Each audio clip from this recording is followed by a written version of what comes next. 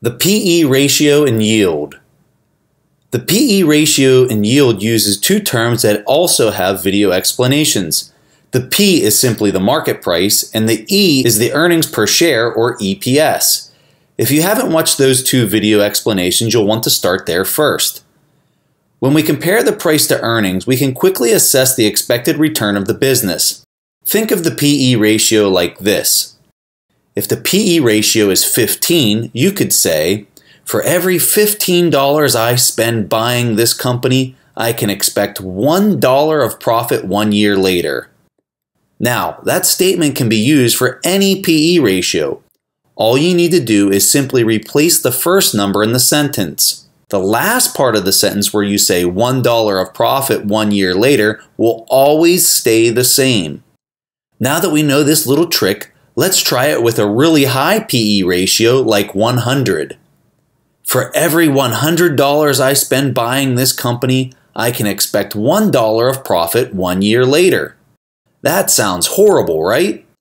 Now let's try it with a low P/E, like 5. For every $5 I spend buying this company, I can expect $1 of profit 1 year later.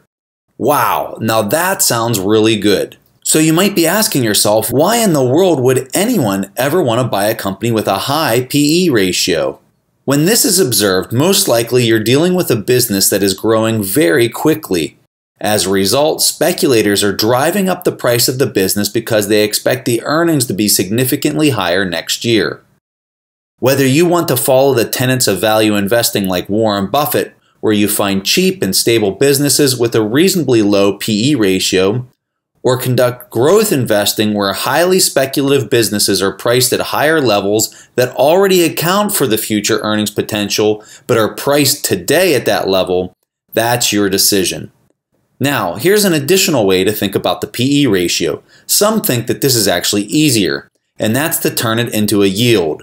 This can be done by simply inverting the numerator and denominator. This gives you the EP ratio, or earnings yield. By inverting the two variables, we are able to see the expected yield of the business based on the current market price and current profits or earnings. When you look at the EP ratio, or the earnings yield, this is simply showing you what you might expect to get as an annual return. Here's the key point when thinking about the P/E ratio.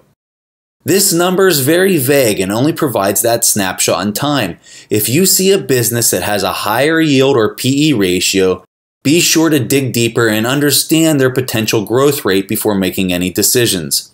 Additionally, if you see a business with a very low P/E ratio or yield, try to understand the future risks or lack of sales growth so you can account for any potential troubles into the future.